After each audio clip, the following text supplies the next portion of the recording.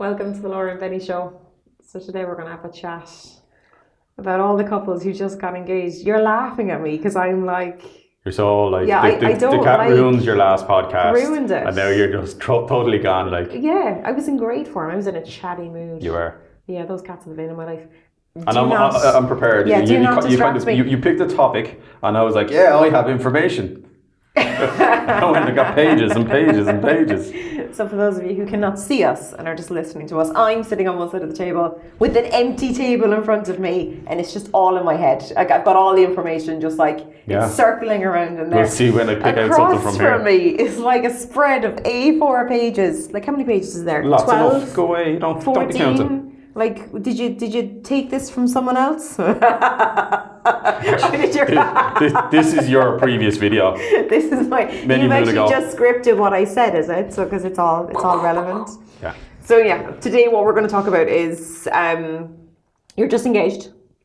Okay. Right. So you just the proposal happens, the ring went on the finger. You told the friends, you told the family. Everyone's really excited. You probably went out and had a massive celebration. Right.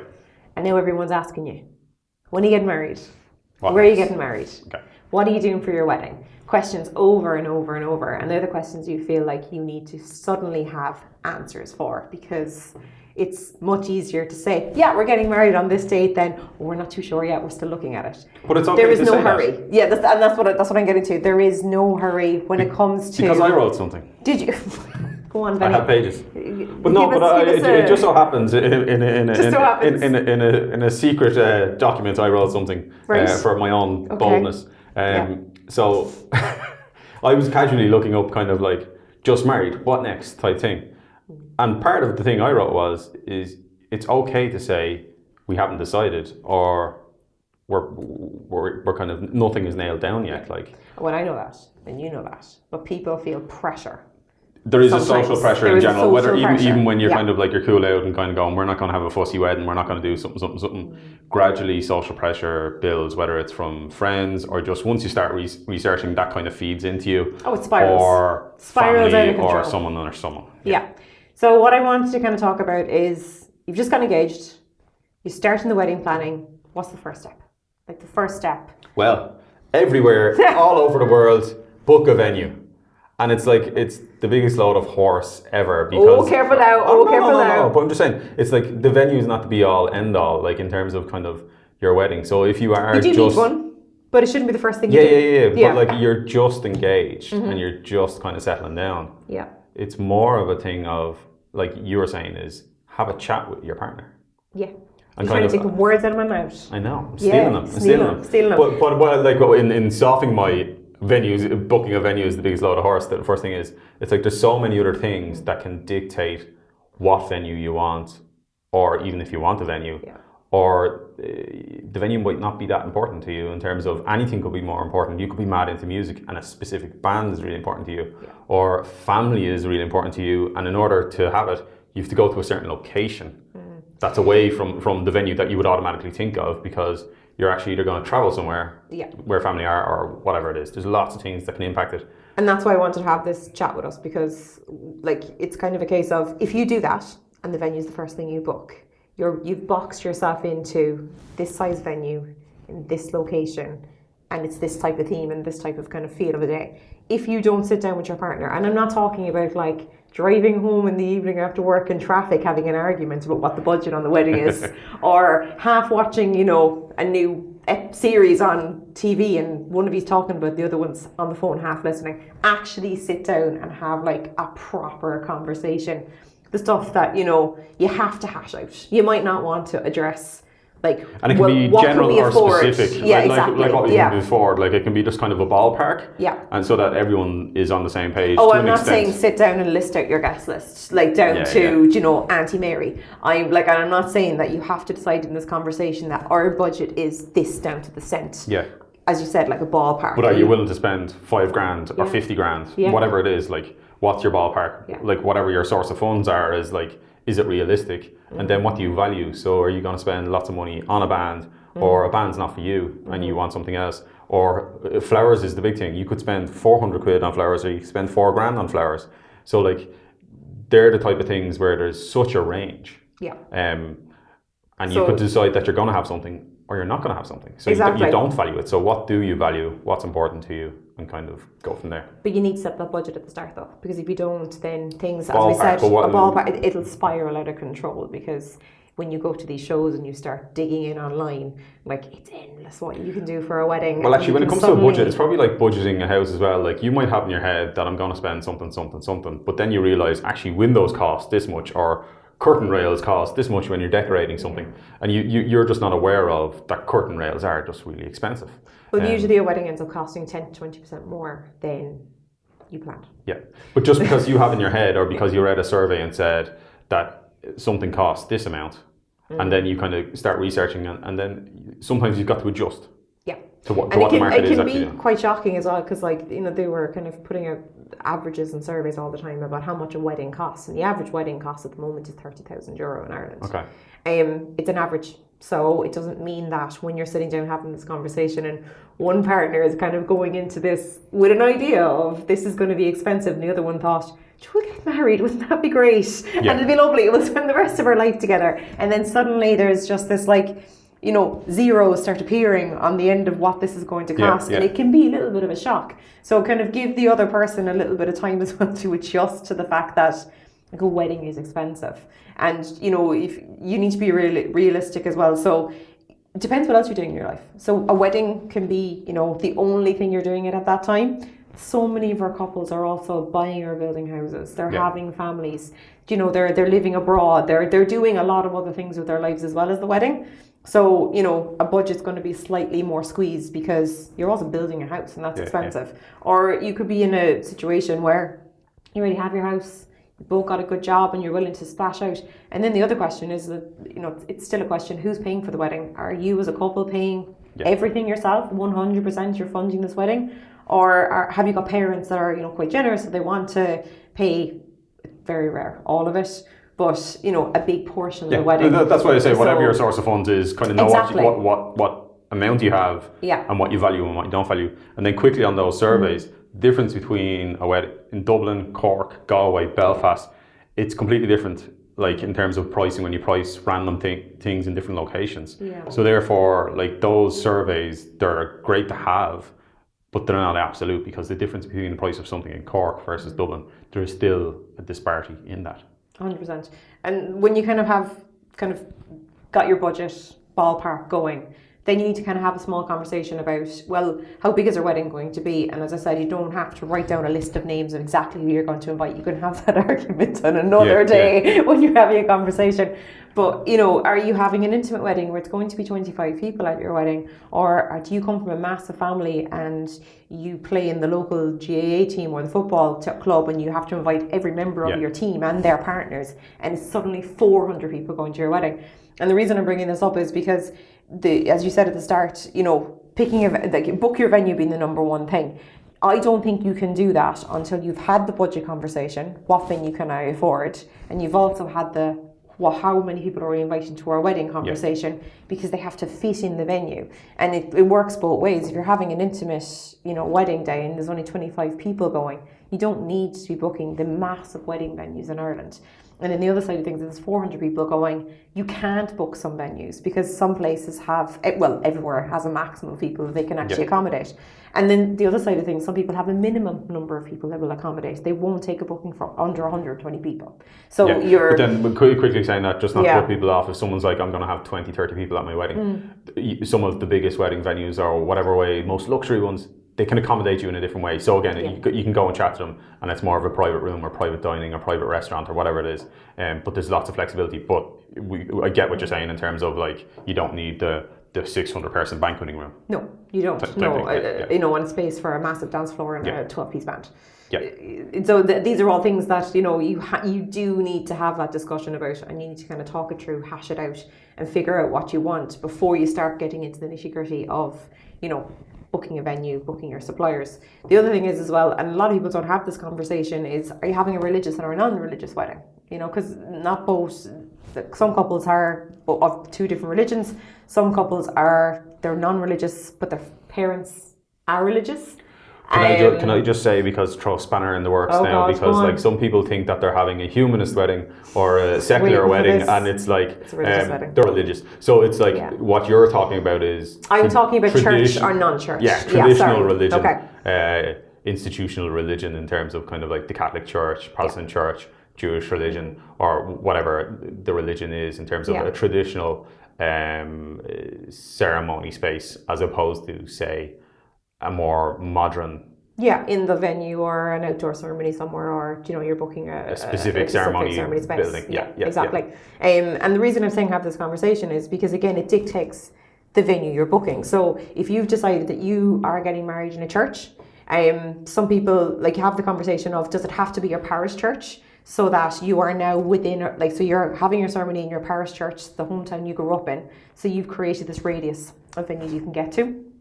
Or are you happy to go and look at venues further afield and look at getting married in a church? And a lot of people do this, they get married in a church that's not their parish church. Yeah. So again, that's something you need to have a conversation about, because it dictates where you can book your venue. You're not going to get married in your parish church and drive 2.5 hours across the country because you really want to go and get married the other side. So these are conversations to have, because they start off with conversations when you're willing to sit down and actually, right, this is what we're going to do and this is what we're going to, agree on in the middle, instead of having an argument 3 months down the line when you've booked a venue, you've paid a deposit. Now you're having all these conversations and you're realizing you've actually boxed yourself into a situation and you're not happy. Yeah, and it happens.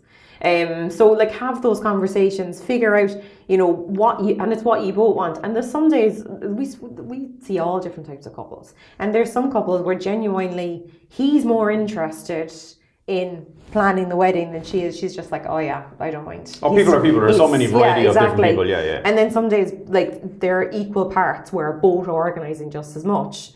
And then you've got the days where like one partner just kind of, not that they're not interested in their wedding, but they're more kind of, they want to get married, they want to spend the rest of their life with this person, but they're not really into the party side of things, and they're happy for the other person to organise it. And that's what I say about what you value, and it's what you prioritise. And like you say that on the day, it's like, it's not that they're kind of like, some people are all go, and they're having the best time of their life and they're running around and they're buzzing and that's it. And then other people are kind of, it's not that they're not enjoying the day, it's just they're far more calm and relaxed, and that's just personality and the variety of people. And the reason why I looked so confused there for the last minute, I was trying to remember something, I couldn't. But it wasn't what I was saying to you, no, because I was really just throwing kind you of, off. I was like, are we having the same conversations? deep down. But I think one thing is overlooked. So when there's different types of people as well, in terms of what your knowledge of weddings are. When you say yes, if someone's proposed to you, like some people have so much knowledge of weddings, they've been to weddings, or their friends have already been married, or whatever it is, or they're just exposed to it through like social media or something like that. You may have knowledge or you may have no knowledge. So that impacts a lot what you value and don't value and what you prioritize. So in terms of venue hunting, you might not know anything about venues. And one of the things that people are like, but they're randomly familiar with yourself. They get onto yourself, they book you, or they find out certain dates that you're available for a month or a season or whatever it is, and then they go, I want to go in this area. What venues do you recommend? So it's the same as whether they're contacting a band because actually they're mates in a band and they really want his band, and then they would also say to him, here, listen, what type of venues are there? And they name 2 or 3. You go look at a few, and then you go, actually, I want that type of venue, and then you can go and look at 3 or 4 venues in that style.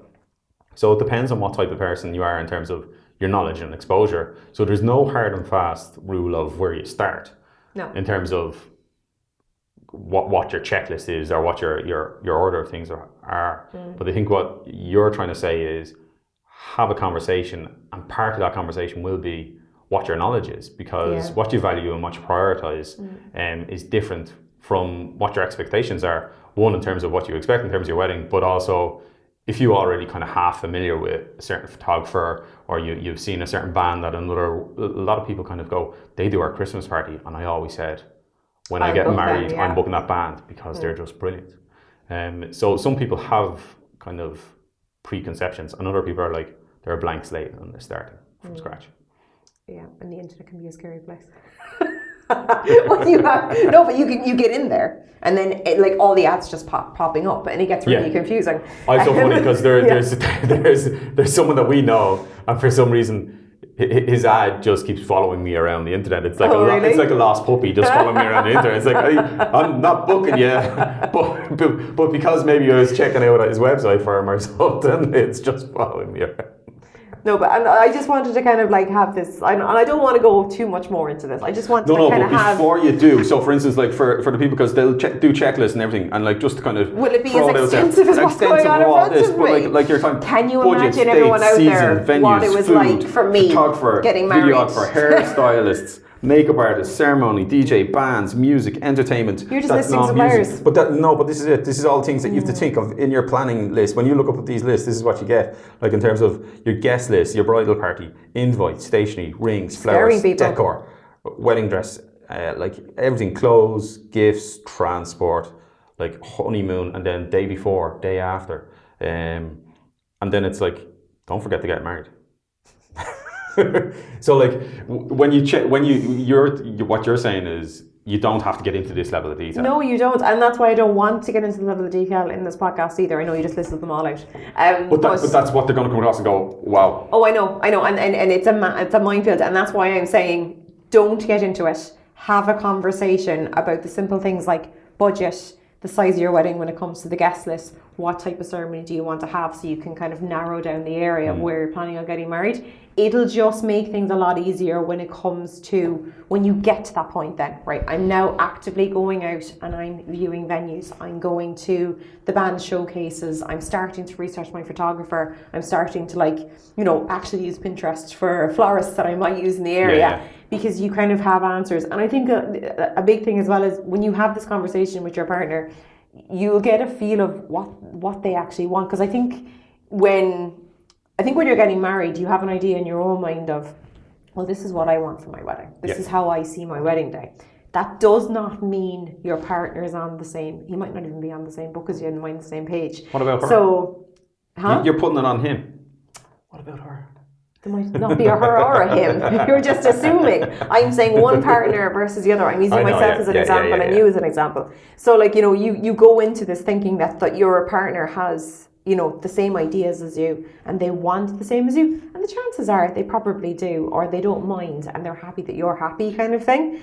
But I suppose when there's two different kind of expectations, sometimes it's like you can have whatever you want, and then there's the other thing where they're battling over every little thing. Well, that's it. And I'm saying is avoid the battles, avoid the arguments, have the hard conversations, like a proper conversation when it comes to like the overall feel of the wedding day and what you both want out of the day. And when it comes down to it, that's what it's all about. Yes, you're signing a piece of paper and you're legally married and you're going to spend the rest of your life together, very important part of it. But it's one day of your life where you're going to have this massive celebration, and it's such a massive day, and you both need to enjoy it. Like there's nothing worse than, you can kind of see that one person's really, really excited about it and the other person's just kind of going along with it.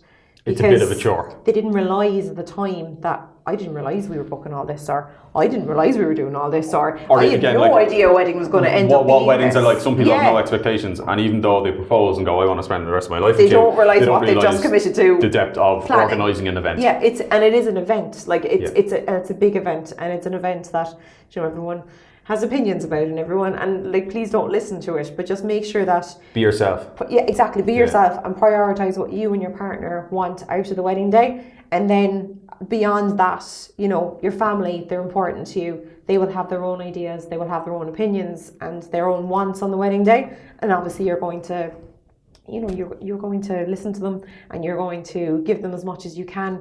But there's some points in a wedding as well when you're planning it, if your family have one idea of what your wedding is going to be and you and your partner are on the same page and you want something else, you kind of need to hold fast and explain that.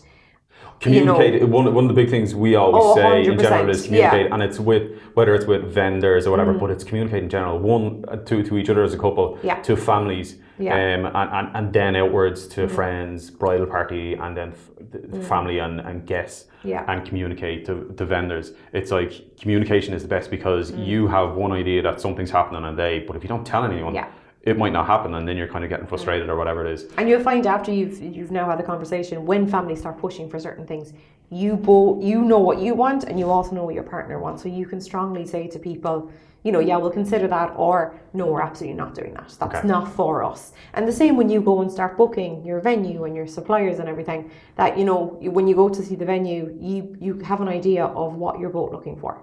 Okay. And when the venue start asking you questions about, you know, do you have an idea of how big your guest list is? Do you have an idea of what your budget is? Do you have an idea of all these kind of things? You actually have answers. Yeah. You're not just walking in going, isn't this lovely? Look at that lovely bit of decor on that table there, and there's a stage over there, and sure, they'll feed us. Like, it's like, because you're walking into like these places and you're kind of going, this is like, it looks amazing. Like, and it's all sounds great and it's all very expensive, but you kind of come away like so frazzled. Your brain is trying to take it all in.